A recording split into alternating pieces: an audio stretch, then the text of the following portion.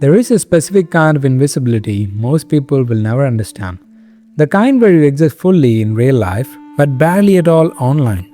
No stories, no updates, no proof that you're living a life worth documenting. You're not a technophobe, you're not hiding, you're not superior to people who post. You're just someone who realized that sharing your life publicly feels more like a performance than connection. That privacy isn't isolation, that existing without an audience doesn't mean you're not living fully. Let's start with what people get wrong about you. They think you're antisocial, afraid, out of touch. They wonder if something's wrong with you, if you're okay, if you even know how to enjoy life without broadcasting it.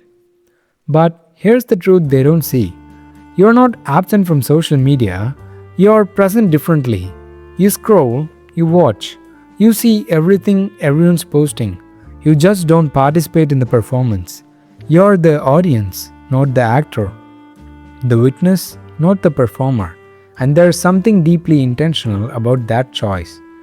Because while everyone else is curating their lives for consumption, you're actually living yours, unfiltered, unedited, and unperformed. And maybe that's what makes people uncomfortable. That you don't need validation from strangers to feel like your experiences matter. Here's what you figured out that others haven't. That posting isn't neutral. It's a performance. Every photo is curated. Every caption is crafted. Every moment is filtered through the lens of how it will be received. You're not just sharing. You're managing perception, controlling narrative, branding yourself. And that labor, that constant evaluation of, is this post worthy? Will people like this? What does this say about me? That's exhausting. You watched people turn their lives into content, turn experiences into material, turn relationships into photo opportunities. And you opted out, not because you're judging them, but because you realized you don't want to experience life through the filter of how it looks to others. You want to be at dinner, not photograph it. You want to feel a moment, not caption it.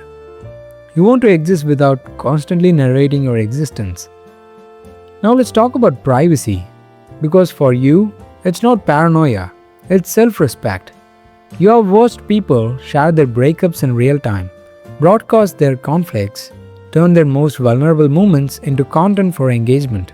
And something in you recoils, not from the honesty, but from the exposure. Because some things are sacred, some moments are yours alone, some experiences lose their meaning the moment you make them public. Your joy doesn't need witness to be valid. Your pain doesn't need an audience to be real. Your life doesn't need documentation to prove it happened. You're not hiding. You're honoring boundaries that everyone else seems to have forgotten to exist. That boundary between public and private, between what's for sharing and what's for keeping, between what the world gets to see and what belongs only to you. Here is something you have noticed. The people who post most about authenticity are often the least authentic. They perform vulnerability, package their struggles into inspiring narratives, turn their healing journey into content strategy. And maybe you have tried that. Maybe you posted something real once, something raw, and you watched it get reduced to likes and comments and reactions from people who don't actually know you, and it felt hollow, like you gave something precious away and got performance metrics back. So you stopped, because authenticity for you isn't about being vulnerable in public, it's about being honest in private, with the people who have earned access to your inner world. You'd rather have 3 real conversations than 300 shallow interactions. You'd rather be truly known by few than vaguely recognized by many. But here's one of the biggest gifts of not posting. You're immune to a specific kind of suffering. The comparison trap, the highlight reel depression, the algorithmic anxiety. You're not scrolling through other people's curated perfection and feeling inadequate. You're not measuring your behind the scenes against everyone else's final cut. You see social media for what it is, a carefully edited presentation, and not reality, not the full story, just the parts people want you to see.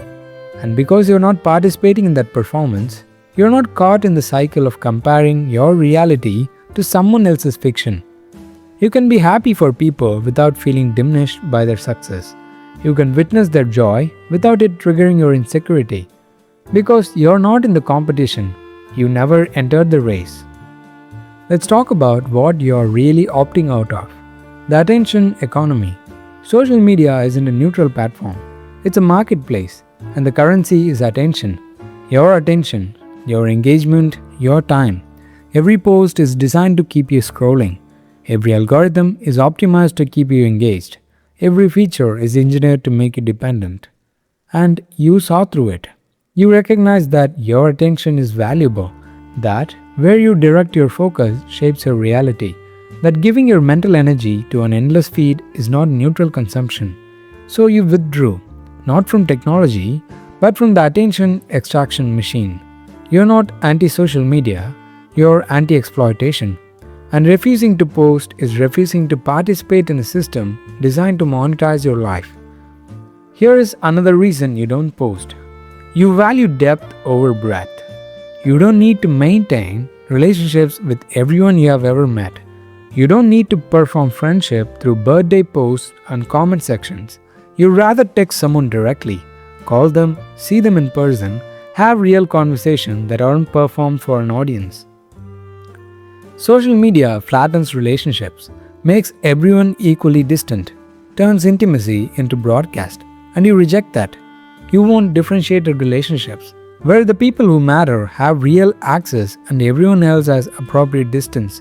Not posting is how you maintain those boundaries, how you keep your inner circle actually inner, how you protect real intimacy from becoming public performance.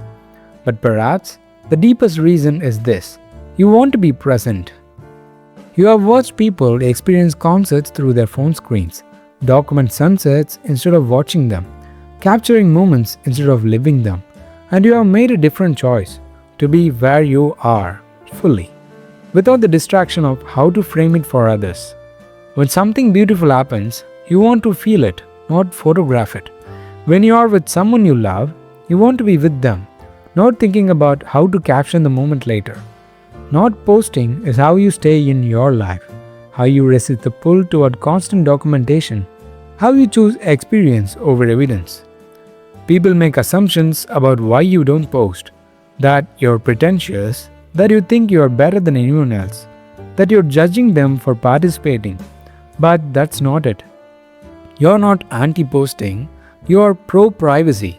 You're not judging others, you're honoring your own needs. You understand that social media works for some people, that it brings them joy, connection, community, and that's beautiful. It just doesn't work for you, and that's okay too. You're not missing out, you're not afraid, you're not disconnected from reality. You're just someone who found that participating in social media costs you more than it gave you, and you made the math work differently. Here's what not posting really is. In a culture that demands constant visibility, it's rebellion. It's refusing to perform productivity, refusing to monetize your life, refusing to turn every experience into content, refusing to measure your worth in engagement metrics. It's choosing to exist without needing to prove that existence, to live without documentation, to be without being seen. And in a world that tells you that if you're not visible, you don't matter, that's radical.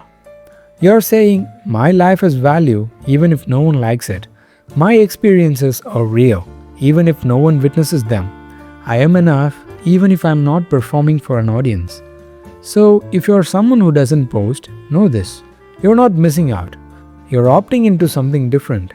A life that's lived, not curated. Experienced, not documented. Felt, not performed. You're protecting your attention, your privacy, your presence. And those things are worth protecting. The world will keep telling you to share more, to be more visible, to document more, to perform more. But you don't have to. Your life doesn't need an audience to be meaningful. Your joy doesn't need validation to be real. Social media isn't evil, but it's also not neutral. And choosing to step back from it isn't absence, it's presence.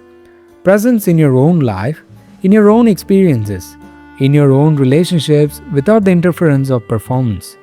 So stay quiet if that's what feels right. Stay invisible if that's where you find peace. Stay off the grid if that's how you stay sane. The people who matter will know you're living fully. And maybe that's the whole point. That the best moments aren't the ones that get posted, they're the ones that gets fully lived. Quietly, privately, without an audience, without documentation, without proof. Just you, being human. In a world that's forgotten, that's enough.